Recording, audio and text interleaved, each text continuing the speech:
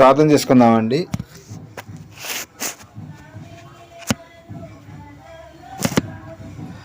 ప్రేమ నమ్మకం మా తండ్రి, నీకే స్తుతులు స్తోత్రం వందనములైనా. ఇప్పటి వరకు మమ్మల్ని సజీవ లెక్కలో ఉంచి మరి ఒకసారి నీ యొక్క మాటలు ఆలోచించడానికి ఇచ్చిన సమయాన్ని బట్టి, ఆరోగ్యాన్ని బట్టి, ఆశకాలను బట్టి కొట్టడానికి స్తోత్రం. దాన్ని ఇప్పటి వరకు పాటలు పాటలు ఏందను, వాక్యం చదువుతూ ఏందను, మొదటి మెసేజ్ చెప్పడం ఏందని కూడా నీ హస్తం మాకు తోడు గురించి నడిపించిన విధానాన్ని బట్టి నీ కొట్టడానికి స్తోత్రాలు తండ్రి. మరి ప్రాముఖ్యమైన సమయంలోకి వెళ్తూ ఉండగా పరిశుద్ధాత్మ యొక్క పర్ఫార్మెన్స్ సహాయం నాకు అందించమని అర్థిస్తూ ఈ ప్రార్థన ఎప్పటికీ కూడా మనుషులైన అలాగే నేను ప్రపంచవ్యాప్తంగా ఎక్కడైతే నీ యొక్క పిల్లలు ఆరాధన జరుగుతుందో వారందరినీ కూడా చల్లగా కాపాడమని, సమస్త మహిమగత ప్రభావాలు మీరే పొందుకోమని బ్రతిమలాడుకుంటూ ఈ ప్రార్థన ఎప్పటికీ కూడా మనుషులైన యేసుక్రీస్తు శక్తి గల నామమున నడిపించిన పరమ తండ్రి, ఆమేన్. అందరికీ వందనాలండి. ఎవరైతే ఈ యొక్క వాక్యాన్ని యూట్యూబ్లో చూస్తున్నారో లైక్ చేయండి, షేర్ చేయండి, సబ్స్క్రైబ్ చేసుకోండి. ఎందుకంటే సత్యవాక్యం చెప్తున్నాం కాబట్టి ప్రతి ఒక్కరికి రీచ్ అవ్వాలండి. ఈ యొక్క మాట, దేవుని యొక్క మాటలు ఈ విషయాన్ని అయితే ప్రతి ఒక్కరు కూడా గమనించండి. Thank you so much. ఈరోజు మన పాఠం ఏంటంటే ఆకర్షణ. ఏంటండి? ఆకర్షణ. ఆకర్షణ సిద్ధాంతాన్ని కనుగొంది ఎవరండి? మీకు పాఠాల్లో వచ్చే ఉంటుంది. బయట సిద్ధాంతాన్ని కనుక్కుంది న్యూటన్ అని ఆయన ఆకర్షణ సిద్ధాంతాన్ని కనుక్కోవటం జరిగిందండి. ఆయన అంట ఒక చెట్టు కింద పండుకొని ఉంటే అప్పుడంట యాపిల్కాయ అంట జారి కింద భూమి మీద పడిందంట. భూమి మీద పడేవరకు ఆయన భూమికి ఆకర్షణ శక్తి ఉన్నది అని చెప్పడం జరిగింది. ఏం చెప్పాడండి ఆయన? భూమికి ఆకర్షణ శక్తి ఉన్నది అని చెప్పడం జరిగింది. దాన్ని ఈ సైంటిస్టులు అందరూ కూడా హైలైట్ చేసి న్యూటన్ కనుక్కున్నాడు, ఆకర్షణ శక్తిని కనుక్కుంది ఆయనే. పండు కిందే పడిందని భూమికి ఆకర్షణ శక్తి ఉందని చెప్పటం జరిగింది అని పిల్లలు చదువుకునే పాఠ్యపుస్తకాల్లో కూడా దీని గురించి హైలైట్ చేసి చెప్పడం జరిగింది. కానీ ఈయన చెప్పకముందే ఇంకొక ఆయన ఆకర్షణ గురించి చాలా చాలా చాలా గొప్పగా చెప్పడం జరిగిందండి. ఎవరండి ఆయన? మన కన్న తండ్రి అయిన దేవుడు. ఆయన చెప్పాడు, తర్వాత యేసుక్రీస్తు వారు కూడా చెప్పడం జరిగింది. ఇద్దరు చెప్పారు. మొట్టమొదటిగా చెప్పింది మాత్రం తండ్రి అయిన దేవుడు. ఎక్కడ చెప్పాడంటే ఆయన ఆది కాండంలోనే చెప్పాడు ఆకర్షణ గురించి. మనం ఈ సైంటిస్టులు చెప్పే కొన్ని చాలా అబద్ధాలు ఉంటాయి, కానీ బైబిల్ మాత్రం చాలా చాలా కరెక్ట్గా చెప్పడం జరుగుతుందండి. ఆకర్షణ గురించి దేవుడు ఒక మంచి మాట రాయించడం జరిగిందండి. అది మనం చదువుకుందాం ఇప్పుడు. ఆది కాండము 2వ అధ్యాయం 23వ వచనం 24వ వచనం ఒక్కసారి చదవండి. ఆది కాండము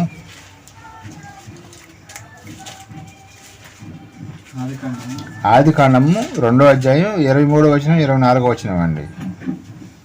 అప్పుడు ఆదాము ఇట్లనెను, నా ఎముకలలో ఒక ఎముక, నా మాంసములో మాంసము, ఇది నరులో నుండి తీయబడింది కనుక నారి అనబడను. కాబట్టి పురుషుడు తన తల్లిని తండ్రిని విడిచి తన భార్యను హత్తుకోను. 24 కూడా చదువు. వారు ఏక శరీరులై ఉందరు. సరిపోద్దండి. ఇక్కడ చెప్పాడండి దేవుడు ఆకర్షణ శక్తి ఎవరికి ఉందంటండి? స్త్రీలకి ఉండటం జరిగింది అని చెప్పడం జరిగిందండి. స్త్రీలలో ఆకర్షణ శక్తిని దేవుడు పెట్టడం జరిగింది. ఈ న్యూటన్ కన్నా ముందే ఈ ఆది కాండం ఎప్పుడండి రాసింది? ఎప్పుడో రాయటం జరిగింది అనమాట. 5,500-6,000 సంవత్సరాల క్రితం ఈ యొక్క ఆది కాండంలో రాయటం జరిగింది. అప్పుడే దేవుడు ఏం రాయించాడంటే పురుషుడంట ఎవరిని హత్తుకుంటాడంటండి? తన తల్లిని తండ్రిని విడిచి తన భార్యని హత్తుకొనును. ఇంకో విషయం ఏంటంటే ఇక్కడ ఒక క్వశ్చన్ వేస్తానండి మీకు. ఆదాము గారికి తల్లిదండ్రులు ఉన్నారా? మరి అయినా కానీ ఎందుకు చెప్పాడు దేవుడు అంటే తర్వాత వచ్చే జనరేషన్ గురించి కూడా చెప్పడం జరిగింది అనమాట. ఆయన ఆదాము గారికి తల్లిదండ్రులు లేరు. అయినా సరే పురుషుడు అంటే ఆయన ఒక్కడే కదండి. పురుషులు అంటే భూమి మీద ఎంతమంది ఉన్నారండి? ఇప్పుడు ప్రజెంట్ చాలా మంది ఉన్నారు, కొన్ని కోట్ల మంది ఉన్నారు. అందరి గురించి అప్పటి నుంచి ఇప్పటి వరకు కూడా మనం చూసుకున్నట్టయితే కొన్ని కోట్ల మంది ఇప్పుడు 100 కోట్ల మంది కదా, ఇప్పుడు కొన్ని వేల కోట్ల మంది భూమి సృష్టించిన తర్వాత కొన్ని వేల కోట్లు లక్షల కోట్లు అని కూడా చెప్పుకోవచ్చు అండి. అప్పటి నుంచి ఇప్పటి వరకు కూడా పురుషులు చాలామంది వచ్చారు. వాళ్ళందరినీ కూడా ఒకళ్ళని మాత్రం ఆకర్షించుకోవటానికి దేవుడు భూమి మీద పెట్టడం జరిగింది. ఎవరండి? స్త్రీకి ఆకర్షణ శక్తి పెట్టడం జరిగిందనమాట. నువ్వు నీ తల్లిని నీ తండ్రిని విడిచి నీ భార్యని హత్తుకుంటావు అన్నట్టు, కానీ నీ తల్లిని తండ్రిని విడిచి భూమిని హత్తుకుంటావు అని ఎక్కడైనా ఉందండి? భూమిని జస్ట్ ముద్దు పెట్టుకుంటారు కానీ హత్తుకుంటారండి భూమిని? భార్యని మాత్రం హత్తుకుంటారు. కానీ ఎందుకని ఆకర్షణ శక్తి పెట్టాడు దేవుడు స్త్రీలో? ఈ క్వశ్చన్ ఇది రావాలి మన క్వశ్చన్. అప్పుడు ఆకర్షణ శక్తి న్యూటన్ ఏది యాపిల్ కింద పడిందంటే యాపిలే కాదండి, జాంకాయ అయినా కింద పడిద్ది, రేగాయ అయినా పడిద్ది, ఏ కాయ అయినా పడిద్ది, రాయి పైకి వేసినా సరే అది కిందకే వచ్చిద్ది. ఆయన చెప్పిన దాంట్లో పెద్ద గొప్ప ఏముందండి? ఏది మేఘం మనం పైకి విసిరేయం కదా.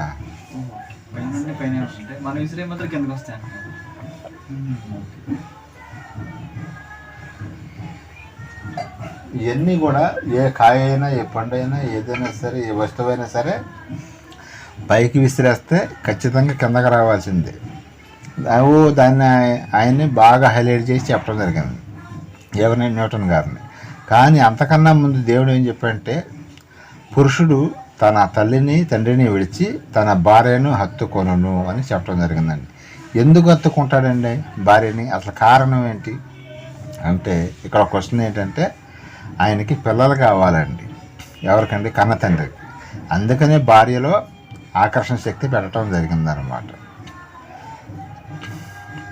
చాలామంది అంటారు పెళ్ళైన తర్వాత ఇడు పెళ్ళం కొంగు పట్టుకొని తిరుగుతున్నాడు అంటారు. అది దేవుడు ఇదేది ముందు పెట్టింది అని అనుకుంటారండి. అది తప్పు. అది ముందే దేవుడు పెట్టాడు ఆ సిస్టాన్ని, తెలుసా? చాలామందికి విషయం తెలియదు. దేవుడు పెట్టిందే అది. కొంతమంది ఉంటారులేండి రికార్డు, కొంతమంది తప్పుగా ఉంటారు. ఓకేనండి. ఇది ముందే దేవుడు ఎప్పుడు పెట్టింటే అవ్వమ్మ గారి దగ్గరే, అక్కడే అవ్వమ్మ దగ్గరే మనకి ఆకర్షణ అనేది పెట్టడం జరిగిందండి. ఇంకో క్వశ్చన్ కూడా వేస్తానండి. మరి ఆయన ఏం చెప్పాడు? ఈ భూమిని నిందించండి అని చెప్పడం జరిగింది కదా. మళ్ళీ ఇంకొకసారి చదవండి, ఇందాక చదివిన వచ్చినారు. మరి ఇప్పుడు క్లారిటీ వచ్చింది మీకు. ఆదాము 20 ఆదికాండము 2:23. నా ఎముకలలో ఒక ఎముక, నా మాంసంలో ఒక మాంసము, నారి అనబడును. తర్వాత పురుషుడు తన తల్లిని తండ్రిని విడిచి, అప్పటి వరకు పెళ్లి కాకముందు ఎవరి మాట వింటాడండి? వాళ్ళ అమ్మ మాట, వాళ్ళ నాన్న మాట వింటాడు. తర్వాత తన భార్య ఏది చెబితే అదే. సాయంత్రం 5 రావాలంటే 5 ఉరుక్కుంటూ వచ్చేసేయాల్సింది ఇంటికి. లేకపోతే 7 రావాలంటే 7 నాకు పని ఉంది, తొందర రావాలంటే వచ్చేసేయాలి. ఎందుకంటే ఆకర్షణ అనేది పెట్టడం జరిగిందండి. ఇది దేవుడు పెట్టింది, ఒప్పుకోవాల్సింది ఎవరైనా సరే. భార్య ఏది చెబితే భర్త అది వింటాడు. ఇంకో విషయం ఏంటంటే, అవ్వమ్మ గారు ఇచ్చిన పండుని ఆదాం గారు ఎందుకు తిన్నాడండి? ఆకర్షణ. భార్య కాబట్టి, భార్య చెప్పిన మాట వినకపోతే మళ్ళీ ఆమె ఫీల్ అయిద్దామని తినడం జరిగింది. ఇప్పుడు వాళ్ళు తిన్న పండుని బట్టి ఇప్పుడు మా అందరూ కూడా ఇప్పుడు నాశనానికి వెళ్ళిపోవడానికి కారణం ఏంటంటే, మన అందరం కూడా వాళ్ళు చేసిన ఒక పని వల్ల అట్లాగా అయిపోవటం జరిగిందనమాట.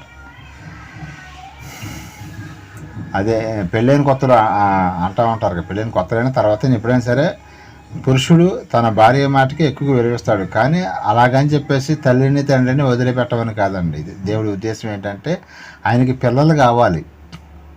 పిల్లలు కావాలంటే ఎట్లాగండి? ఆయనకి భార్య భర్తలు కలిస్తేనే కదా పిల్లలు వచ్చేది.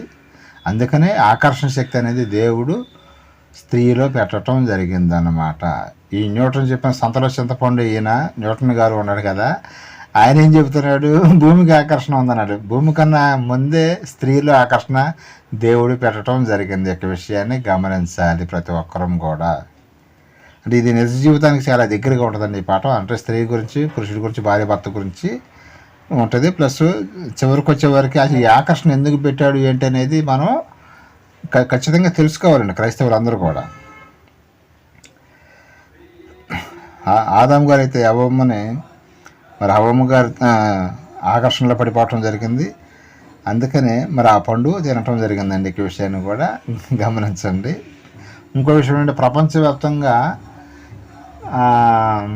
పోటీలు పెడతా ఉంటారండి. ఏంటండి, మిస్ యూనివర్స్ అని, మిస్ ఇండియా అని, మిస్ వరల్డ్ అని పెడతా ఉంటారు. కానీ మిస్ ప్రపంచ అందగాళ్ళు అని పోటీలు ఎక్కడ జరుగుతాయండి? ఎక్కడన్నా అందం గురించి ఎక్కడ జరగదండి, స్త్రీల గురించి. మన భారతదేశంలో అందరికన్నా అందమైన ఒక స్త్రీ ఉంది. ఎవరండి ఆమె పేరు? అందరికి తెలిసిన విషయమే. ఎస్, ఐశ్వర్య రాయ్, అలాగే సుస్మితా సేన్, ఇద్దరు ఉన్నారండి. మరి వాళ్ళు అంత అందంగా ఉండడానికి కారణం ఏంటో చెప్పండి. వెనక్కి వెనక్కి వెనక్కి వెనక్కి వెళ్తే అక్కడ ఎవరు తగులుతారు మనకు? ఫస్ట్ స్టార్టింగ్లో హవ్వమ్మ గారు కోతి మొహంలాగా ఉందనుకోండి, సపోజ్ అనుకుందాం. కోతి మొహంలాగా ఉంటే వీళ్ళు అందంగా ఉంటారండి. హవ్వమ్మ గారు చాలా అందంగా, దేవుడు ఆదాము నీ భార్యను చూడగానే నువ్వు ఆకర్షింపబడాలి అని ఆమెను ఎంతో అందంగా చేయటం జరిగిందన్నమాట హవ్వమ్మ గారిని. అక్కడి నుంచి ఎంతోమంది ఇప్పుడు సినిమా యాక్టర్లు కానీ ఇంకొకరు కానీ ప్రపంచవ్యాప్తంగా ఎంతోమంది అందంగా ఉండేవాళ్ళు కనిపిస్తారు. ఇది ఎందుకు చెప్పాల్సి వస్తుందంటే ఆకర్షణ అనమాట. ఆకర్షణ వల్ల అసలు ఏంటి, వాళ్ళు చెప్పింది ఎంతవరకు కరెక్టు, బైబిల్ చెప్పేది ఎంతవరకు కరెక్టు అనేది మనం తెలుసుకుంటాం. అసలు ఈ ఆకర్షణ ఎందుకు పెట్టాడు కూడా మనం తెలుసుకున్నాం. ఎందుకు పెట్టాడండి దేవుడు స్త్రీలో ఆకర్షణ? ఆయనకి పిల్లలు కావాలండి. ఎంతమంది కావాలండి పిల్లలు?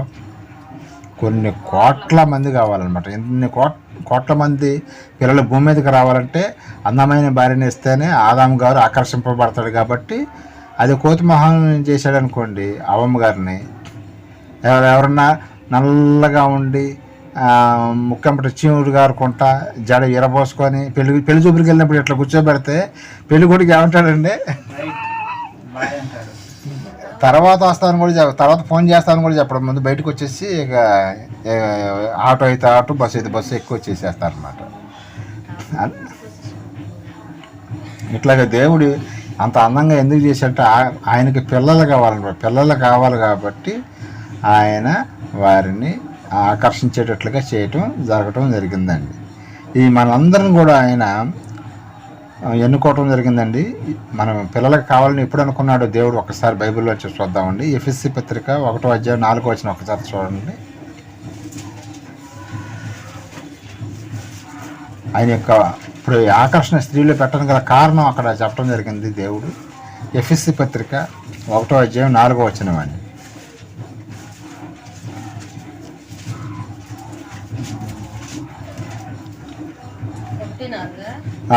ఎఫెసీ పత్రిక ఎట్లా అనగా తన ప్రియుని తాను ఉచితముగా మనకు అనుగ్రహించిన తన కృపా మహిమకు కీర్తి కలిగినట్లుగా తన చిత్త ప్రకారమైన దయా సంకల్పం చొప్పున యేసుక్రీస్తు ద్వారా తనకు కుమారులుగా స్వీకరించుటకై మనల్ని ముందుగా తన కోసం నిర్ణయించుకొని మనం తన ఎదుట పరిశుద్ధులము నిర్దోషులమై ఉండవాలని జగత్తు పునాది వేయబడక చూసారా, జగత్తు పునాది వేయబడక మునిపే క్రీస్తులో మనల్ని ఏర్పరచుకున్నారంట కన్న తండ్రి. మనం ఈ 20వ శతాబ్దంలో భూమి మీదకి రావాలని ఎప్పుడు కోరుకున్నాడు దేవుడు? జగత్తు పునాది వేయబడక మునిపే పలానా దేవరాజు పలానా వాళ్ళు రావాలి అని మన పేర్లు అప్పుడే అనుకున్నాడంట ఆయన. అప్పుడు అనుకున్న ఆయన జగత్తు పునాది వేయబడక మునిపే అనుకున్న ఆయన ఇప్పుడు 20వ శతాబ్దంలో 21వ శతాబ్దంలో మనల్ని భూమి మీదకి తీసుకురావటం జరిగింది. అదనమాట స్త్రీలు ఆకర్షణ పెట్టడానికి కారణం ఏంటంటే నాకు పిల్లలు కొన్ని కోట్ల మంది కావాలి. ఆయనకున్న కోరిక, బలమైన కోరిక, ఎంతో సంతోషకరమైన కోరిక ఏంటంటే దేవునికి పిల్లలు కావాలి, పిల్లలు కావాలి, పిల్లలు కావాలి. అది ఆయన కోరిక. అందుకనే ఎన్ని కోట్ల మంది ఆయన మాట వినకపోయినా సరే భూమి మీద ఎందుకు ఉంచుతున్నాడండి? ఆయనంటే దేవుడు లోకమును ఎంతో ప్రేమించాడు కాబట్టి ఎన్ని తప్పులు చేసినా ఆయన క్షమిస్తున్నాడు. ఇది మాత్రం గుర్తుపెట్టు. మనమేమనుకుంటాం, ఇన్ని క్రూరమైన పనులు చేస్తున్నా కానీ, మటర్లు చేస్తాను, మానభంగాలు చేస్తాను, మొహం మీద యాసిడ్ పోస్తున్నా కానీ దేవుడు ఎందుకు క్షమిస్తున్నాడు అని మనకి ఆలోచన వచ్చింది. కానీ దేవుడు ఆయన హృదయం ఏంటంటే ఆయన లోకం అన్నట్టు ఎంతో ప్రేమించాడు. మన పిల్లలు ఉన్నారండి, ఏదైనా తప్పు చేసినప్పుడు మనం తలకాయ పక్కన కొట్టి చంపేసేస్తావా, లేకపోతే వాళ్ళు సరి చేసుకుంటామా? సపోజ్ దేవుడు కూడా అంతే అనమాట. వాళ్ళు ఎన్ని మర్డర్లు చేసినా, ఎంత యాసిడ్ దాడులు చేసినా, ఎన్ని తప్పుడు పనులు చేసినా సరే దేవుడు ఎంతో ఎందుకు ప్రేమిస్తుంటే, ఒక పసిపిల్లని, ఒక 3 సంవత్సరాల పిల్లల్ని, మరి 20 సంవత్సరాలు మరి ఆగం చేసినా సరే దేవుడు ఎందుకు క్షమిస్తున్నాడండి? 3 సంవత్సరాల పిల్లల్ని అసలు చూస్తే ఏమన్నా అసలు ఆడు మనిషేనండి, అయినా కానీ దేవుడు ఎందుకు క్షమిస్తున్నాడంటే ఏమో మారతాడేమో మనం అయితే ఏమనుకుంటామండి, వాడిని చంపేసేయాలి, 2 కాళ్ళు చేతులు నరికేసేసి స్ట్రెచ్చర్ మీద కూర్చోబెట్టాలి, మనకి ఏదో రకరకాలుగా ఆలోచన వస్తుంది. కానీ దేవుడు ప్రేమ చూసారా? మనం కూడా చాలాసార్లు తప్పులు చేస్తామండి, అయినా కానీ మనల్ని కూడా క్షమిస్తున్నాడు తెలుసా. ఎన్నో దేవుడికి వ్యతిరేకంగా చాలా తప్పులు చేస్తాం, అయినా సరే దేవుడు లోకముని ఎంతో ప్రేమించిన కనుక అందుకనే ఆయన మనల్ని ఎన్ని తప్పులు చేసినా క్షమించడం జరుగుతుంది. సమస్త మానవాళ్ళండి 800 కోట్ల మంది అని చెప్పుకోవడం కదా, 800 కోట్ల మందిలో కూడా ప్రతి ఒక్కరూ ప్రతిరోజు ఏదో ఒక చిన్న తప్పు పెద్ద తప్పు, ఏదో మర్డర్లు చెప్పైనా మానభంగాలు చెప్పైనా చిన్న తప్పులనే చేస్తారండి. ప్రతి ఒక్క మనిషి చేస్తారు, దాంట్లో డౌటే లేదు. ఒక యేసుక్రీస్తుల వారు తప్ప నేను పుట్టిన దగ్గర నుంచి ఏ పాపం చేయలేదని అనడానికి ఎవరికి హక్కు లేదు. అందరూ పాపం చేసి దేవుడు అనుగ్రహించిన మహిమను పొందలేకపోతున్నారంట. కానీ ఆ పాపాన్ని ఒప్పుకోవాలి, మన నోటితో ఒప్పుకొని యేసు రక్తంలో మనం కడుక్కున్నప్పుడు అప్పుడు ఆ పాపాన్ని ప్రతిరోజు మనం ఉదయం లేచిన దగ్గర నుంచి నైటు పడుకునే వరకు ఎన్నో తప్పులు ఎన్నో పాపాలు చేస్తున్నాం. వాటన్నిటి కూడా పడుకునే ముందు తండ్రి ఈరోజు నేను చేసిన పాపాలన్నీ కూడా క్షమించాయి అని ప్రార్థన చేసి పడుకోవాలి. ఉదయం లేవగానే ఎందుకు గుర్తుపెట్టుకోవాలి, మన అందరికీ అప్లై అవుతాయి. నైట్ పడుకునేటప్పుడు మన ఈ రోజంతా చేసిన పాపాలు మాత్రం ఒప్పుకొని నిద్రపోవాలి. అలాగే పొద్దున్నే లెగిసిన తర్వాత మనకు అనుదిన ఆహారం కోసం కూడా ప్రార్థన చేయాలి. ప్రభు నేర్పిన ప్రార్థన ఉంది కదా మత్తయి సువార్తలో, ఆ ప్రార్థన కూడా మనం పరలోక ప్రార్థన అంటారు, కానీ అది ప్రభు నేర్పిన ప్రార్థన అండి, పరలోక ప్రార్థన కాదు. అక్కడ ఆ వాడు వచ్చింది కాబట్టి, ఆ పదం వచ్చింది కాబట్టి పరలోక ప్రార్థన అంటున్నారు, కానీ అది ప్రభువు నేర్పిన ప్రార్థన.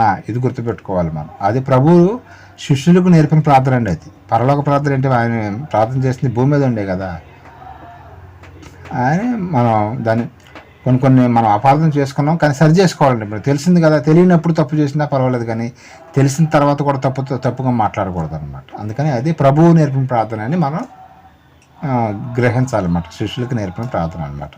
కాబట్టి స్త్రీలు ఆకర్షణ శక్తి ఎందుకు పెట్టాడండి దేవుడు? పిల్లల కోసం అని మనం తెలుసుకోవాలండి. మీకు ఒక ఆయన గురించి బాగా తెలుసు, ఆయన గురించి నేను క్వశ్చన్ వేస్తాను, సమాధానం మీరు చెప్పాలి. 7 సంవత్సరాల పాటు ఒక స్త్రీ కోసం పని మనిషిగా చేశాడండి ఒక ఆయన దగ్గర. ఆయన ఎవరు? యాకోబు గారు is the right answer. Solomon గారు ఆయన రాజు అయితే, ఈయన యాకోబు గారు అప్పటికే రాజు అవ్వలేదు, ఇంట్లోనే వెళ్ళిపోయి రాహేల్ని ప్రేమిస్తాడండి. ఈయన ఎవరు? యాకోబు గారు. ప్రేమిస్తే ఈయన ఫస్ట్ పెద్ద కూతురుని చేస్తారు, రాహేల్ అనే చిన్న కూతురు, లేయాని ఇచ్చి పెళ్లి చేస్తాడు. ఆ లాభాన్ని ఆయన మేనమేమ మాంగారు ఉంటాడు కదా, ఆయన మోసం చేస్తాడు అన్నమాట. నా కూతురునిచ్చి నీకు పెళ్లి చేయాలంటే 7 సంవత్సరాలు ఊడికం చేయాలి అంటాడు, పని చేయాలి అంటాడు, పాలేరుగా చేయాలంటాడు. సరే చేస్తానని 7 సంవత్సరాలు చేస్తాడు. 7 సంవత్సరాలు చేసిన తర్వాత పెళ్లి రోజున వాళ్ళకి ఒక సంప్రదాయం ఉంటుంది కదా, మొహానికి పెళ్లి కొడుకుని పెళ్లి కూతురు కనబడకుండా ముసుగు లాంటిది వేస్తారు అనమాట. పెళ్లి చేసేటప్పుడు తాళి కట్టేటప్పుడు ఇవన్నీ కూడా మరి అప్పుడు తాళి అవన్నీ కూడా ఆ దేశంలో ఉందో లేదో తెలియదు కదా మనకి. పెళ్ళి అయిపోయింది మొత్తానికి. పెళ్ళి అయిపోయిన తర్వాత తీరా చూస్తే ఈయన ప్రేమించింది ఎవరిని? రాహేల్ గారిని. కానీ పెళ్లి చేసింది ఎవరిని? లేయ గారిని. ఆకర్షణ 7 సంవత్సరాలు ఊడుకొని చేశారు. మళ్ళీ లేయని పెళ్లి చేస్తే ఏం ఇట్ట మోసం చేసేవంటే మళ్ళీ 7 సంవత్సరాలు పని నాకు మళ్ళీ పాలేరుగా ఉంటాను, పని చేస్తానని నీకు రాహేల్ ఇచ్చి పెళ్లి చేస్తాను. మళ్ళీ 7 సంవత్సరాలు ఒక స్త్రీ కోసం పురుషుడు 14 సంవత్సరాల పాటు కష్టపడ్డాడండి. మామూలు వెయిట్ చేయడం కూడా కాదు, ఈయన పని ఏదో చూసుకోవడం కాదు, వాళ్ళ ఇంట్లో పాలేరులాగా పని చేయటం ఒక రకంగా చెప్పాలంటే. ఎవరైనా చేస్తారండి ఈ రోజుల్లో? 1 సంవత్సరం 2 సంవత్సరాలు చూస్తారు, ఒప్పుకోవట్లేదు అని ఇంకొకరికి షిఫ్ట్ అయిపోతూ ఉంటారు అనమాట. అంటే ప్రాబ్లం కూడా ఉంది ఆమెకి. జబ్బు కళ్ళదే అంటే ఇంకో విషయం ఏంటంటే ఆమెకు కొంచెం కళ్ళు కూడా ప్రాబ్లం ఉన్నాయి అనమాట. ఆమెకి కళ్ళలోంచి పుసి కారుతూ ఉంటుంది అంట. పుసి కారుతూ ఉంటే చూసేవాడికి ఎట్లా అనిపించింది అండి. కానీ రాహేల్ ఏమో చాలా చక్కగా ఉండేదంట, కొందన బొమ్మలాగా ఉండేదంట రాహేల్ గారు. ఆమె మీద ఈయన మనసు పడితే ఆకర్షించాడు. ఆమె ఈయన్ని ఆకర్షించింది అనమాట. ఆకర్షిస్తే 7 సంవత్సరాలు పోయి 14 సంవత్సరాలు అయింది. ఎందుకు చేశాడండి ఈ పని అంటే ఆకర్షణ. దేవుడి స్త్రీలో ఆకర్షణ పెట్టాడు కాబట్టి అట్లాగా జరిగిందనమాట. 14 సంవత్సరాల తర్వాత పనిచేసి అప్పుడు ఆమెను మళ్ళీ పెళ్లి చేసుకోవటం జరిగింది. ఆకర్షణ ఉంది అని మనకి క్లారిటీ రావడానికి ఈ వచనాలన్నీ కూడా మనం చదువుకుంటున్నాం అనమాట. దేవుడు ఎందుకు పెట్టాడంటే ఆకర్షణ పిల్లలు. ఇప్పుడు ఆయనకేంటి బెనిఫిట్? తండ్రిని తల్లిని విడిచి భార్యని హత్తుకొనడం అంటే దానివల్ల ఉపయోగం ఏంటి? దేవునికి ఏదైనా ఉపయోగం లేకుండా పిల్లలు కావాలన్నమాట. భూమిని నిందించండి. హవ్వ-ఆదాం గారిని ఏం చెప్పాడండి ఆయన? భూమిని నిందించాలంటే మరి హవ్వమ్మ గారు కోతిమొహంలాగా ఉందనుకోండి, భూమి నిండిద్దండి. అది అందంగా ఉంది కాబట్టి, స్త్రీ ఆకర్షణ శక్తి ఉంది కాబట్టి, అందుకని ఇన్ని కోట్ల మంది భూమి మీదకి రావడానికి గల కారణం. ఈ న్యూటన్ ఏమంటాడు? భూమికి ఆకర్షణ చెందుతుందని ఆయన హైలైట్ చేశారు ప్రపంచం అంతా కూడా. కానీ దేవుడు ముందే చెప్పాడు స్త్రీల ఆకర్షణ శక్తి ఉన్నదని. ఇంకో కొంచెం ముందుకెళ్తే ఆయనలో కూడా ఆకర్షణ శక్తి ఉందండి. అది కూడా ఎవరు చెప్పారో ఎలా చెప్పారో అది కూడా తెలుసుకుందాం. అది ముందే మీకు హింట్ ఇస్తున్నాను అనమాట, ఈ ఆకర్షణ అనేది ఏంటి అనేది తెలుసుకోవటానికి. ఇంకా మనం చూడగలిగితే పేతురు గారు రాసిన మొదటి పత్రిక 3:1 ఒకసారి చూడండి. మొదటి పేతురు 3:1. అటువలే స్త్రీలారా మీరు మీ స్వపురుషులకు లోబడి ఉండండి. అది మీ స్వపురుషులకు లోబడి ఉండి. అందువలన వారిలో ఎవరైనా వాక్యమునకు అవిధేయులైతే వారు భయముతో కూడిన మీ పవిత్ర ప్రవర్తనను చూచి వాక్యం లేకుండానే తమ భార్యలు నడబడి వలన రాబట్టవచ్చును. ఇక్కడ చాలా గొప్ప టెక్నిక్ చెప్పాడండి దేవుడు. అర్థమైంది మీకు ఏమన్నా? నేను చెప్పండి, నీకేం అర్థమైంది చెప్పండి. మీరు మీ భర్త చెప్పినట్టు విని మీరు వాక్యాన్ని కూడా ఫాలో అవుతుంటే ఆల్రెడీ ఇక వీళ్ళు కూడా దారిలోకి వస్తారని. ఇంకొక మాట కూడా అన్నాడు, ఇంకో అడిషనల్గా. ఇప్పటి వరకు మనం అనుకున్నది అదే, భయపడి అంటే భర్త బయట నుంచి వస్తున్నాడు అనుకోండి, భార్య అంటే వనకాలంటే అట్లా ఊరికినాయి. అంటే ఒకళ్ళు కనుక భార్య చర్చికి వెళ్తుంది, ఎక్కువ శాతం లేడీసే చర్చికి వెళ్తూ ఉంటారు, భర్త రాడు. అతన్ని దేవుని దగ్గరికి తీసుకెళ్ళాలి, అంటే చర్చికి తీసుకెళ్ళాలి. అంటే ఒక టెక్నిక్ చెప్పడం జరిగిందండి దేవుడు. ఏం చేయాలంటే భార్య భర్త చెప్పినట్టుగా వినాలి, ఆయన ఏది చెబితే అది చేస్తే కనుక ఇక అలాగా సరే అదే టెక్నిక్ అనుకున్నాం. భయపడి మంచిగా ఉన్నాం, అవతలోడు ఇంకా కొడతా ఉంటే మరి వాడిని అసమంటి వాళ్ళు వదిలేసేయటమే. అందరికీ అప్లై కాదు. ఇది ఇంకో విషయం ఏంటంటే ఇది అందరికీ అప్లై కాదండి. ఇది అందరికీ అప్లై కాదు. గాలి బ్యాచ్ ఉంటారు వాళ్ళని. ఇక్కడ మంచి వాళ్ళ గురించి అండి. ఇప్పుడు భర్త భార్య అంటే ప్రేమిస్తాడు, కానీ మందిరానికి అయితే రాడు, కానీ అన్నీ చేసి పెడతాడు. ఆమె కావాల్సిన అన్నీ తీసుకొస్తాడు, చీరలు తీసుకొస్తాడు, మంచి మంచి ఫుడ్ తీసుకొచ్చి ఇస్తూ ఉంటాడు, మన ఇల్లు చక్కగా బాగు చేస్తాడు, అప్పులు లేకుండా చూసుకుంటాడు. కానీ దేవుని దగ్గరికి రావంటే రాడు. బాగానే చూసుకుంటాడు, ఓకే, కొంతమంది గురించి చెబుతున్నా. కానీ చర్చికి రావంటే రాడనుకో. అతన్ని ఏం చేయాలంటే, నువ్వు అతన్ని చర్చికి తీసుకురావాలంటే ఒక టెక్నిక్ చెప్పడం జరిగింది. నీ భర్త ఏమి చెబితే అది వినమ్మా. నువ్వు ఖచ్చితంగా నువ్వు వాక్యము లేకుండానే అతన్ని నువ్వేం కూర్చోబెట్టి బైబిల్ చెప్పవసరం అతనికి. అతని కనుక నువ్వు భయపడుతూ కనుక అతను ఏది చెబితే అది వింటే కనుక అతను ఖచ్చితంగా మందిరానికి వస్తాడు అని ఒక టెక్నిక్ చెప్పడం జరిగిందండి స్త్రీలకి. అదనమాట. ఈ యొక్క టెక్నిక్ అనేది కొన్ని చోట్లే సక్సెస్ అయ్యింది, కానీ కొన్ని చోట్ల అవ్వదండి. ఇది కూడా తీసుకోండి. ఎందుకంటే ఎక్కడో దాకింది. కానీ ఉదాహరణ మా అమ్మమ్మ ఉండేది. మరి మా అమ్మమ్మ, మా తాతయ్య తాగుమూతాడైనా సరే, డ్రింకర్ అయినా సరే, ఆయన అంటే భయంగానే ఉండేది. ఆయన ఏది చెబితే అది చేసేది. కానీ మరి ఆయన మార్చలేకపోయింది. చచ్చిపోయే వరకు కూడా ఆయన్ని మార్చలేకపోయిందండి. ఏమో 30-40 సంవత్సరాల పాటు క్రీస్తులో ఉన్నా సరే భర్తను మార్చలేకపోయిందంటే ఏమో మంచిది కాదని కాదండి. ఆయన ఉన్న అలవాటు మందు తాగటం కానీ, మళ్ళీ విగ్రహాలను కుటుంబంలోంచి ఆయన రావటం కానీ, అది వేరే అన్ని దేవతలను పూజించడం కానీ, ఇవన్నీ కూడా కారణాలు అనమాట. ఇంకో విషయం ఏంటంటే ఆయన మాత్రం ఎప్పుడు కూడా నువ్వు ప్రార్థన చేయొద్దని కానీ, మందిరానికి వెళ్తా ఊరుకునేది కానీ ఒక్క మాట కూడా జీవితంలో అనలేదు. మా తాతయ్య మా అమ్మమ్మని సాక్ష్యం నేను, ఎందుకంటే అక్కడే పెరిగాను కాబట్టి ఒక్క మాట కూడా యేసు ప్రభువుని కానీ చర్చికి వెళ్తున్నాను కానీ ఆమెను ఎప్పుడు అబ్జెక్షన్ పెట్టలేదు.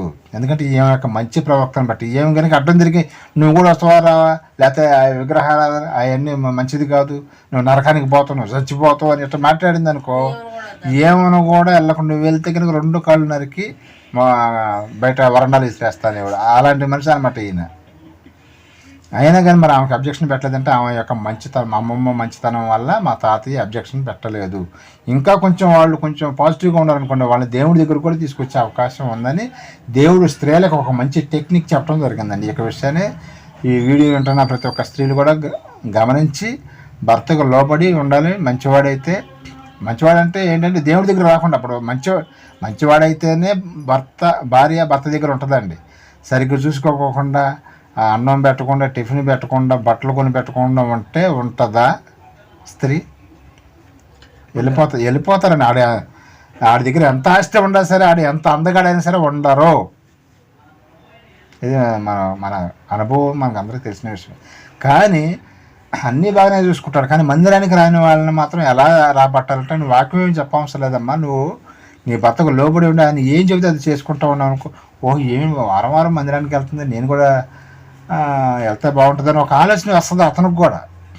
అసలు ఓహో, ప్రభువు మాటలు వింటే ఇంత తగ్గింపు కలిగి ఉంటారా, ఇంత లోబడి ఉంటారా అనే ఒక ఆలోచన వచ్చి ఆయనకు కూడా కొంతకాలం తర్వాత 1 సంవత్సరానికో 2 సంవత్సరాలకు 3 సంవత్సరాలకు మనసు మారిద్దండి.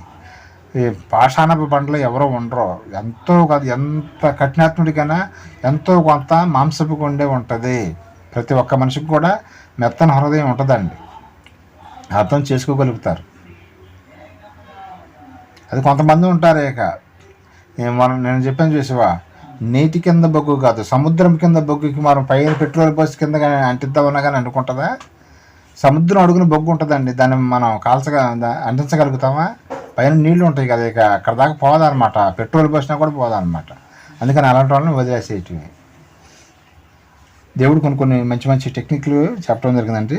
అదే ఆకర్షణ ఎందుకు పెట్టాడంటే స్త్రీలో ఆయనకి పిల్లలు కావాలి కాబట్టి. ఇంకా మనం చూడగలిగితే యాకోబు పత్రిక కాదండి, యాకోబు గారు అయితే 14 సంవత్సరాల పాటు అయితే మరి ఈ ఆకర్షణలో పడి ఆయన 14 సంవత్సరాలు పనిచేయటం జరిగిందనమాట. ఇంకా ఈ రోజుల్లో పురుషులు ఒకటి చూసుకుంటున్నారండి, పెళ్లి సంబంధానికి వెళ్ళినప్పుడు ఒకటి అడుగుతున్నారు. ఏంటంటే అది ABCDEF అంటే ఏంటి అని ప్రతి ఈ ఆరా తీసుకుంటారు. ప్రతి సంబంధానికి వెళ్ళామనుకోండి, ఏ అంటే ఏజ్ చూసుకుంటాడు, ఏమో 30, 60 అని చూసుకుంటాడు. సంబంధానికి వెళ్ళిన పురుషులు ఏజ్ చూసుకుంటారు. B బ్యూటీ చూసుకుంటాడు. C caste. D డౌరీ అంటే కట్నం ఎంత ఇస్తారు, సౌండ్ పార్టీ అయినా 5 లక్షలు ఇస్తారా 10 లక్షలు ఇస్తారా అని చూసుకుంటారు. E ఎడ్యుకేషన్, చదువురాని వద్దా కాదు, కాకపోతే చదువుకుందా అని. F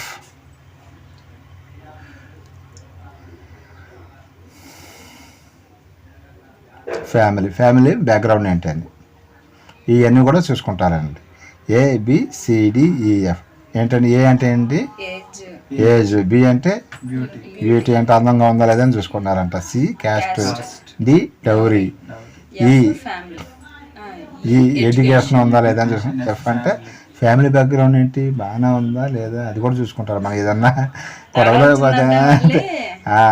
అన్నీ కూడా ఇవి కూడా చూసుకుంటారండి. ప్రతి ఒక్కళ్ళు కూడా సంబంధానికి వెళ్ళిన వాళ్ళు అందరూ, పురుషుడనే కాదు స్త్రీలు కూడా అంతే, వాళ్ళు వీళ్ళు ఈక్వలే కదా. అప్పుడు పెళ్ళి అంటే ఇద్దరు కలుస్తున్నారు కాబట్టి ఇద్దరు కూడా ఈ పాయింట్ల మీదే ముందుకు వస్తూ ఉంటారు అనమాట.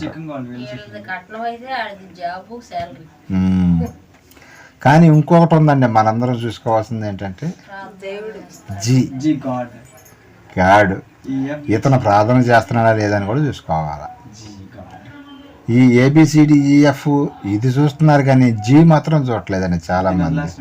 ఆడ అందంగా ఉంటే చాలు, డబ్బులు ఉంటే చాలు, తర్వాత కోవలు పొడిచినా పర్వాలేదు అనుకుంటారు. అది మాత్రం ముందు మనం అసలు చూడాల్సింది జీ అండి. జీ చూస్తే ఇవన్నీ కూడా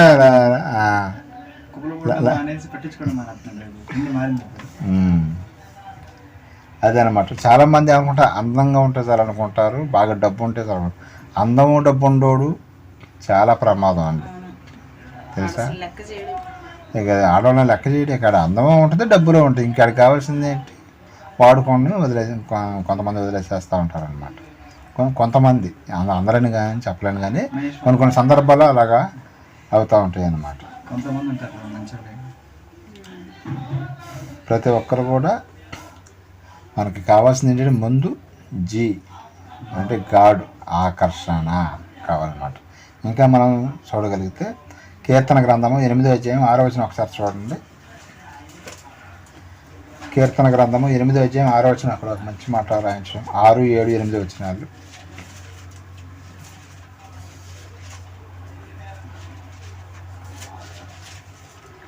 కీర్తనలో 8, 6, 7. నీ చేతి పనుల మీద వానికి, కీర్తన గ్రంథం 8వ అధ్యాయం 6, 7, 8 వచనాలు. నీ చేతి పనుల మీద వానికి అధికారం ఇచ్చి ఉన్నావు. గొర్రెలన్నింటినీ, ఎడ్లనంటింటిని, అడవి మృగములను, ఆకాశ పక్షులను, సముద్ర మత్స్యములను. 8 కంప్లీట్, 6, 7 కంప్లీట్. 8 కూడా. సముద్ర మార్గంలో సంచరించు వాటన్నిటిని వాన్ని పాదముల క్రింద నీవు ఉంచి ఉన్నావు. అదండి దేవుని యొక్క కాన్సెప్ట్. ఏంటంటే ప్రతి ఒక్కటి కూడా మన పాదాలకి దగ్గరికి రావాలంట. ఈ సమస్త సృష్టిలో ఉన్నటువంటి ప్రతి ఒక్కటి కూడా, పళ్ళే కానీ, ఆహారమే కానీ, ఇంకొకటి కానీ మన పాదాల దగ్గరికి రావాలి. కానీ పక్షులు కానీ, ఇప్పుడు జంతువులు కానీ, కోడి మాంసం, చికెన్ తింటారు, ఏట తింటాం, ఇవన్నీ కూడా మన పాదాల దగ్గరికి వస్తున్నాయా లేదండి? దేవుని యొక్క కోరిక ఏంటంటే అన్నీ కూడా మీ పాదాల దగ్గరికి ఎందుకు రప్పిస్తున్నారంటే మీరు భూమిని నిండించాలి. ఇవన్నీ ఆహారం అనుభవించుకుంటూ ఈ సృష్టిని, ఈ ప్రకృతిని అంతా అనుభవిస్తూ మీరు నా మాట వినాలి. నాకు పిల్లలు కావాలి, మీరు పిల్లల్ని కనాలి. మరి ఈ సృష్టి అంతా మన మాట ఉంటుందండి. ఏనుగులు కూడా మనిషి మాట ఉంటాయండి, తెలుసా? అది ఏనుగు తొండం తిట్టు కొడితే ఎక్కడికి పడతామండి మనం? అయినా సరే సర్కస్లో చూసారా, ఏనుగులు కూడా లోపరుచుకుంటారా? పులులు, సింహాలు కూడా వాటిని కూడా ఆడిస్తారండి. ఈ కోతులు ఇవి అంటే మామూలే, అవి అయితే ఎట్ట పడితే అట్ట అంటే. ఇవన్నీ కూడా దేవుడు మనకి ఎందుకు లోబడేటట్టు చేస్తున్నాడంటే, మీరు నా పిల్లలు కాబట్టి మీకు ఇవన్నీ కూడా లోబడేటట్టు చేస్తున్నాను, మీరు నా మాట వినాలి, నాకు పిల్లలు కావాలి, భూమిని నిండించాలి అయ్యా అని చెప్పడం జరుగుతుంది అన్నమాట దేవుడు. ఇంకో విషయం ఏంటంటే, ఈ ఒక భూమి మీదే మనకి పంట అనేది పండుతుంది, కానీ మిగతా వేరే ఏ గ్రహం మీద కూడా ఆహారం అనేది లేదు, తెలుసా? ఎక్కడ కూడా పచ్చగడ్డి అనేది ఉండదండి. ఈ 9 గ్రహాలు ఉన్నాయి కదా, 9 గ్రహాల్లో ఒక్క భూమి మీద మాత్రమే మనకి పచ్చగా, మన ఇంటి చుట్టూ కూడా చూసారు ఎట్లా ఉండే పచ్చటి ఆకులు, అవి చూడమని ఒక ఆహ్లాదకరమైన వాతావరణం కనిపిస్తూ ఉంటుంది.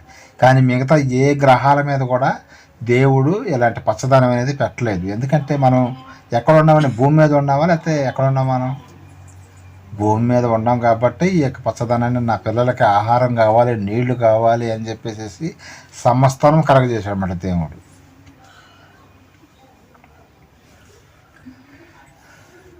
అందుకని మనం అందరం కూడా ఎవరి ఆకర్షణలో ఉండాలండి? దేవుని ఆకర్షణలో ఉండాలండి.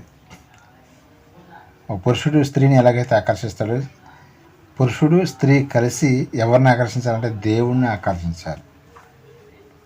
ఇక్కడికి వచ్చేవరకే భార్య మాట కూడా వినాల్సిన అవసరం లేదండి. కొన్ని సందర్భాలు దేవుడి మాటే వినాలన్నమాట.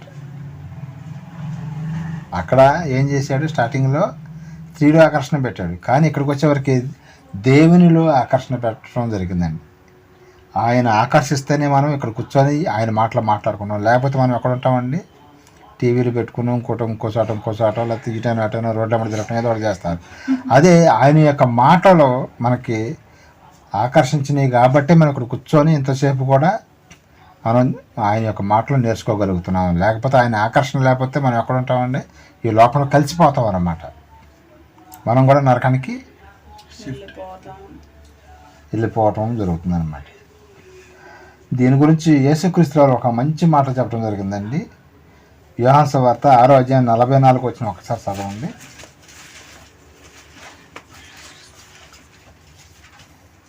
యోహాను సువార్త 6వ అధ్యాయం 44 వచ్చినామండి. యేసుక్రీస్తు వారు దేవుని గురించి ఒక మంచి మాట, నన్ను పంపిన తండ్రి వానిని ఆకర్షించితేనే గాని ఎవడను నా యొద్దకు రాడు. ఇదండి కాన్సెప్ట్. ఆకర్షణ ఎందుకు పెట్టాడో తెలుసా? ఆకర్షణ అనేది దేవుడే పెద్ద ఆకర్షణ అండి. దేవుడు మనల్ని ఆకర్షిస్తేనే మనం ఎక్కడికి వస్తూ ఉంటాం? మందిరాన్ని, చర్చిలకు రాగలుగుతాం, యేసుక్రీస్తు వారి దగ్గరికి రాగలుగుతాం అన్నమాట. లేకపోతే రాగలుగుతామండి? మన వల్ల కాదు అసలు. ఆయన ఆకర్షించాడు కాబట్టి దేవుడు పెద్ద ఆకర్షణ శక్తి ఎవరంటే ఈ ప్రపంచంలో ఆయనేనండి, కన్న తండ్రి. ఇన్ని కోట్ల మంది క్రైస్తవులు 400 కోట్ల మంది ఉన్నారంటే వీళ్ళందరినీ ఆకర్షించింది ఎవరండి? తండ్రి ఆకర్షిస్తేనే మీరు నా యొద్దకు వస్తారు, లేకపోతే మీరు రారు అని ఖచ్చితంగా చెప్పేశారు. చూసారు యేసుక్రీస్తు వారు.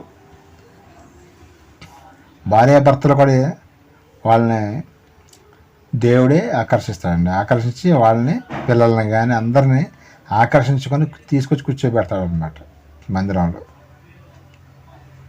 ఆయనే పెద్ద ఆకర్షణ శక్తి అన్నమాట. ఇంకా మనం చూడగలిగితే ఆదికాండము 4వ అధ్యాయం 1వ వచనం ఒకసారి చూడండి. ఆదికాండము 4వ అధ్యాయం 1వ వచనంలో హవ్వమ్మ గారు ఒక మాట మాట్లాడుతున్నారండి. అక్కడ ఏంటో మనం తెలుసుకుందాం. ఆదికాండము 4వ అధ్యాయం 1వ వచనం. ఆదాము తన భార్య హవ్వను కూడినప్పుడు ఆమె గర్భవతి కయీనును కని యెహోవా దయ వల్ల నేను ఒక మనిషిని సంపాదించుకున్నాను. చూసారా ఎంత గొప్ప మాట ఉందో. చాలామంది ఏమంటారంటే మా ఆయన దయ వల్ల అంటారు కొంతమంది. కానీ ఇక్కడ ఏమేముంటుంది? హవ్వమ్మ గారు యెహోవా దయ వల్ల నేను, ఆదాము దయ వల్ల అందామా లేకపోతే యెహోవా దయ వల్ల అందా? యెహోవా తండ్రినే గుర్తు చేసుకుంది అనమాట. నిజంగా చాలా కృతజ్ఞత కలిగి ఉన్నదనమాట. అక్కడ నుంచి బయటికి ఏదో తోటల నుంచి బయటికి పంపించేసినా సరే దేవుడు వాళ్ళని వదిలిపెట్టలేదు. తెలుసా? తల్లిదండ్రులు కూడా పిల్లల మీద ఒకసారి కోపం వచ్చింది, ఏదో ఒక మాట అన్నా సరే వదిలిపెడతారండి వాళ్ళని. మళ్ళీ వాళ్ళని పెంచడం, పోషించడం, అన్నీ చూసుకోవటం చేస్తూనే ఉంటారు. అలాగే కన్న తండ్రి అయిన దేవుడు కూడా ఆదాము గారిని, హవ్వమ్మ గారిని బయటికి తోసేసాడు ఏదైనా తోటలోంచి. కానీ వదిలేశాడా?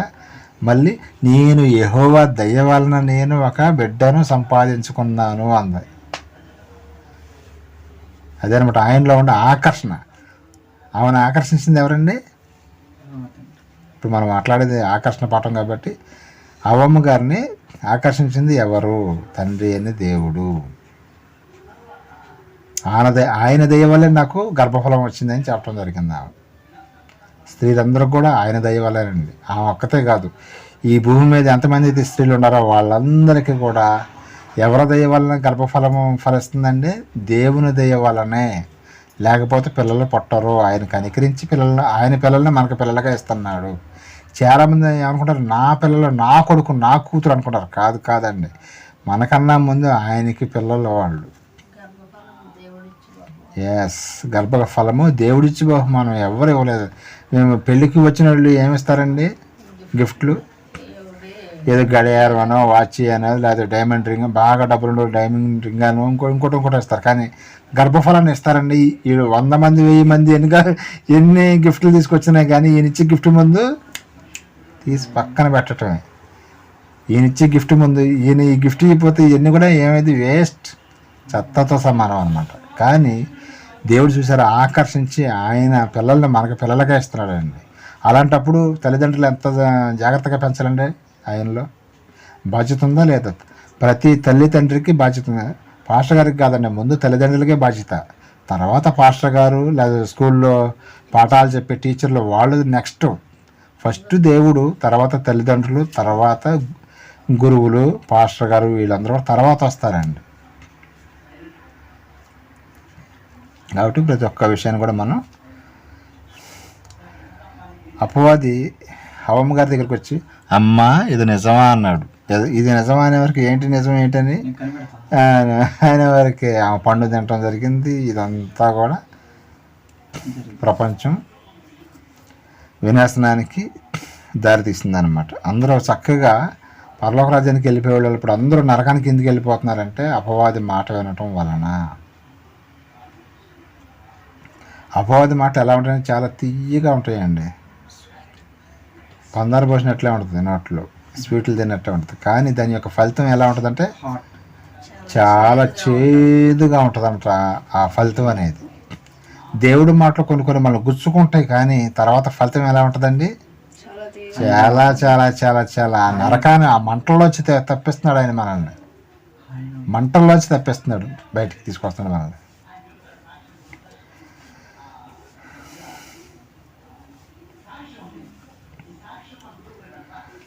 ఇంకా మనం చూడగలిగితే కొరింథీయులకు రాసిన 2వ పత్రిక 10వ అధ్యాయం 3-4 వచనాలు ఒకసారి చూడండి.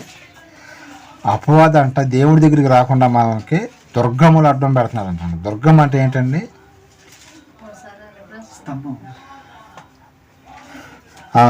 కొరింథీయులకు రాసిన 2వ పత్రిక 10వ అధ్యాయం 3, 4, 5, 6, 7 వచనాలండి. 2 కొరింథీ 10, 3, 4, 5, 6, 7. మేము శరీరదారులమై నడుచుకొనుచు ఉన్నాను, శరీర ప్రకారము యుద్ధము చేయము, మా యుద్ధోపకరణములు శరీర సంబంధమైనవి కావు గాని దేవుని ఎదుట దుర్గములను పడద్రోయ జాలినంత బలము కలవై ఉన్నవి. మేము వితర్కములను దేవుని గురించిన జ్ఞానమును అడ్డగించు ప్రతి ఆటంకమును పడద్రోసి ప్రతి ఆలోచనను క్రీస్తుకు లోబడినట్లు చేరబట్టి. సరిపోద్దండి. ఇక్కడ దుర్గములు అన్నాడు కదా, అపవాదం అంట దేవునికి మనకి మధ్యలో దుర్గము అడ్డు పెడుతున్నట్టు. ఏంటండి దుర్గం అంటే? అడ్డుకట్ట, దుర్గము గోడ కన్నా కూడా పెద్దది, కోటలు అంటారు చూసారా రాజుల కాలంలో. దుర్గం అంటే పెద్ద కోట. ఇప్పుడు గోడ అంటే ఎంత ఉంటుందండి? ఇప్పుడు మనకి 6 అడుగులు 7 అడుగులే ఉంటుంది గోడ. దుర్గము అంటే 100 అడుగుల పైన ఉంటుంది అనమాట. అంత గోడ కడితే మనం యువతలేపు నుంచి అవతలేపు వాళ్ళని చూడగలుగుతాం మనం. ఈ గోడకే మనం చూడలేము అవతలేపు వాళ్ళని. అదే అంత ఎత్తు గోడ కడితే ఆ పైకి ఎక్కి చూడాలంటే. అందుకని అపవాదమే దేవుడికి మనకి మధ్యలో దుర్గములను అడ్డం పెడుతున్నాడంట, పెద్ద పెద్ద కోటల లాంటి గోడలని. అందుకని మా గోడలని మనం పడేసి దేవునికి మనం కనెక్ట్ అవ్వాలంటే ఏం చేస్తున్నట్టు ఆయన మనల్ని ఆకర్షించుకుంటున్నాడు. కాబట్టి మనం ఇక్కడ కూర్చోగలిగాం. అదనమాట అపవాది చేసే పనులు ఎలాగుంటాయంటే దేవుడికి దూరం చేస్తాడు. నీకు ఈ లోకంలో సంతోషంగానే ఉంటుంది. నీకు పదవి కావాలా, రాజకీయాల్లోకి వెళ్ళు. నీకు డబ్బు కావాలా, ఇంకో ఏదైనా బిజినెస్ చేసుకో. ఇంకోటి కావాలా వాటిలో పడేస్తాడు. అవి ఎక్కడ ఉపయోగపడతాయండి? ఈ లోకం వరకే ఉపయోగపడతాయండి. చాలామంది సేవకులు కూడా ఏం చేస్తున్నారంటే ఈ లోకంలో ఈ 60-70 సంవత్సరాలకు ఉపయోగపడి ఇవే చెబుతున్నారు. కానీ మనం చనిపోయిన తర్వాత దేవునితో పాటు యుగాల పాటు మనం పరలోక రాజ్యంలో ఉండాలి, ఆయన మనల్ని ఆకర్షించుకున్నాడు కాబట్టి మనం ఎక్కడ దాకా వచ్చామని ఈ మంచి మాటలు మనుషులకి ఉపయోగపడే మాటలు ఏమైనా చెబుతున్నారండి? ఎవరో చెప్పారు మీకు ఉద్యోగం రాదని, ఎవరో చెప్పారు మీకు అప్పులు బాధపోదని. ఈ ఓకేనండి, ఉద్యోగాలు వస్తాయి పోతాయి, అప్పులు తీరుతాయి, ఓకే. కానీ మన పరలోక రాజ్యం వెళ్ళాలంటే ఏం చేయాలండి? అది చెప్పరుగా, అది పొరపాటును కూడా నోట్లోంచి రానిది. అదే ఇప్పుడు చెప్పట్లే. అపవాదిగా ఏంటంట దుర్గములను అడ్డు పెట్టేశాడట. మనకి దుర్గములను అడ్డు పెడితే ఇవన్నీ కూడా ఈ భూమి మీద అదే చెప్తాడు. ఈ 60-70 సంవత్సరాలకి మనకి ఆశీర్వాదం అనుకుంటే మన అంత భ్రష్టులు లేరు అంటాడు ఆయన పౌలు గారు. భ్రష్టులంట ఈ లోకంలో దాని గురించే ఆలోచిస్తే. మన ఆలోచన ఎలా ఉండాలండి? మనం చనిపోయిన తర్వాత వెంటనే మనం పరదేశికి కానీ పరలోక రాజ్యానికి వెళ్ళేటట్లుగా ఉండాలండి మన యొక్క ఆలోచన ఎప్పుడు కూడా. అలా లేకపోతే మనం నష్టపోతాం, చాలా చాలా చాలా నష్టపోతాం అన్నమాట. ఇప్పుడు సపోజ్ ఆకర్షించే శక్తి దేనికి ఉంటుందండి? ఇనుముని ఆకర్షించే శక్తి దేనికి ఉంటుంది? ఎస్, ఒక అయస్కాంతాన్ని మాత్రం. అయస్కాంతం దగ్గర తీసుకొచ్చి బంగారం పెట్టామనుకోండి, టక్కన అతుక్కుంటుందా? లేకపోతే వజ్రాన్ని తీసుకొచ్చి పెడితే, లేకపోతే జాంకాయ తీసుకొచ్చి పెడితే, లేదా రాగి వెండి ఏమైనా అతుక్కుంటాయా? కానీ ఇనుము తీసుకొడితే టక్కనే మన అతుక్కుంటాయండి. అలాగే ఆకర్షణ శక్తి అయస్కాంతంలో ఉంది. అలాగే మనం ఈ లోకంలో దేవుడు అయస్కాంతం ఆకర్షణ అనుకుంటే మనం ఇనుములాగా ఉండాలండి. అంటే దేవుని పని చేసేవారిలాగా, ఆయన్ని ఆకర్షించేవారిలాగా ఉండాలి మన యొక్క పనులు. అర్థమైందా? మనం ఎలా ఉండాలంటే ఇనుములాగా ఉండాలండి. దేవుడు అయస్కాంతం అనుకుంటే మనం ఇనుములాగా ఉంటేనే ఆయన్ని ఆకర్షిస్తాం. అదే మనం బంగారం లాగా ఉన్నాం అనుకోండి, అతుక్కుంటాం ఆయన దగ్గరికి వెళ్ళి. బాగా డబ్బులు కావాలి నాకు అనుకుంటే ఈ డబ్బు మీద దృష్టి పెడతాం, కానీ ఆయన దగ్గరికి వెళ్ళటానికి మనం ఆలోచన రాదనమాట. అదనమాట. చివరికి ఒక్క మాట చదువుకొని నేను ముగించేస్తాను. యెషయా గ్రంథము 5:14 ఒక్కసారి చదవండి. ఈ న్యూటన్ భూమికి ఆకర్షణ శక్తి ఉందని చెప్తున్నాడు. ఇప్పుడు ఈ ఆకర్షణ శక్తి ఎవరికి ఉందండి? దేవుడికి ఉందని తెలుస్తుందా, భూమికి ఉందని తెలుస్తుందా? ఎక్కువగా దేవునికి ఆకర్షణ శక్తి ఎక్కువగా ఉంది, ఉపయోగం. యెషయా గ్రంథము 5:14 అందుచేతనే పాదాలను గొప్ప ఆశ పెట్టుకొని అపరిమితముగా తన నోరు తెరుచుతున్నది. అది ఇక్కడ ఒక అయస్కాంతం కనపడుతుంది. మనలను గనులను సామాన్యులను ఘోష చేయవారును రక్షించేవారును పడిపోయింది. ఇది నరకం అంటే ఏం చేస్తుందంటండి? అపరిమితంగా నోరు తెరుచుకొని చూస్తుందంట. అది కూడా ఒక అయస్కాంతమేనండి. ఈ అయస్కాంతంలోకి చాలా ఎక్కువ మంది పడిపోతారని చెప్పుకోవచ్చు అండి. ఈ పాతాళానికి వెళ్ళిపోయే వాళ్ళు ఎంతమంది అండి? ఎక్కువ శాతం మంది, 100కి లేదా 1,00,000 మంది క్రైస్తవులు చనిపోతాయి. ఇక క్రైస్తవేతరులు మనం కౌంటింగ్లో తీసుకోవద్దు.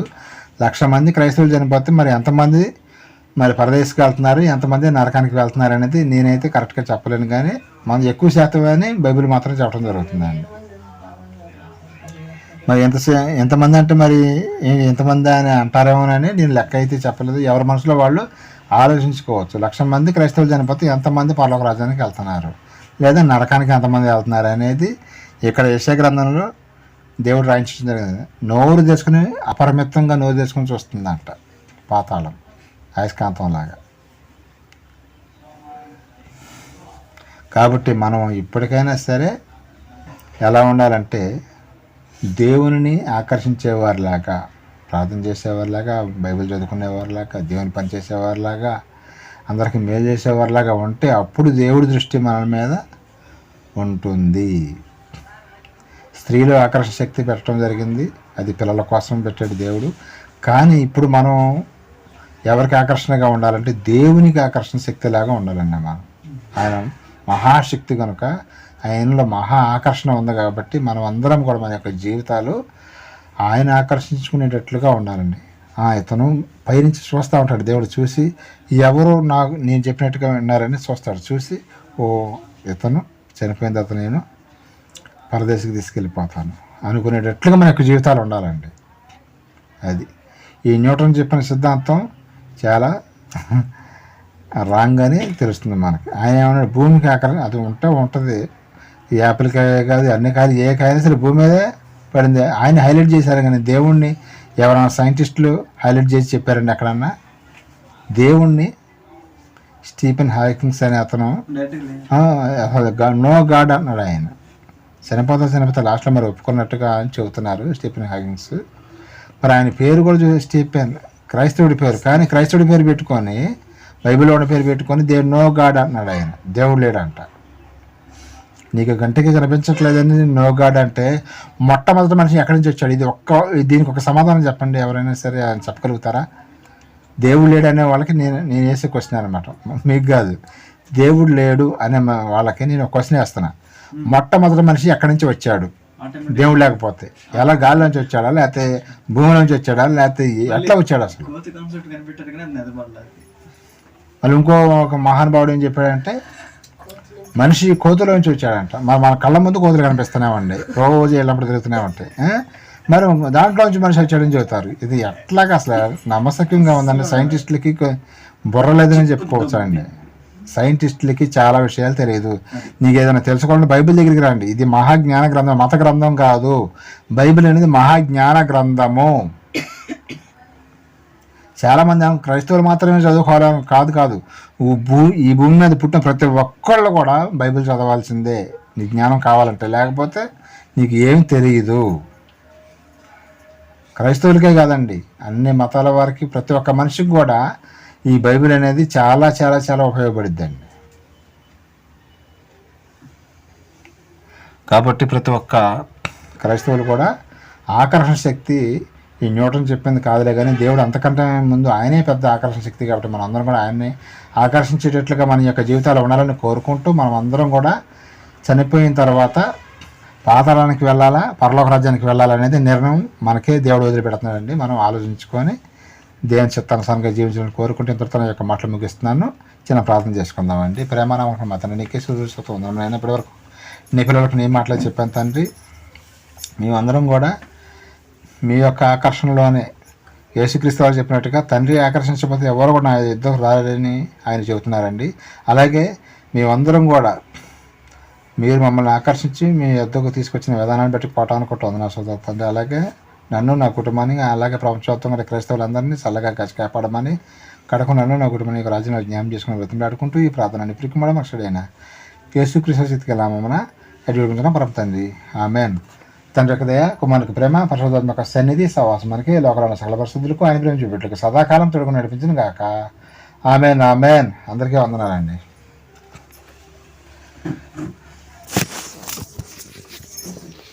అది పెట్టేసి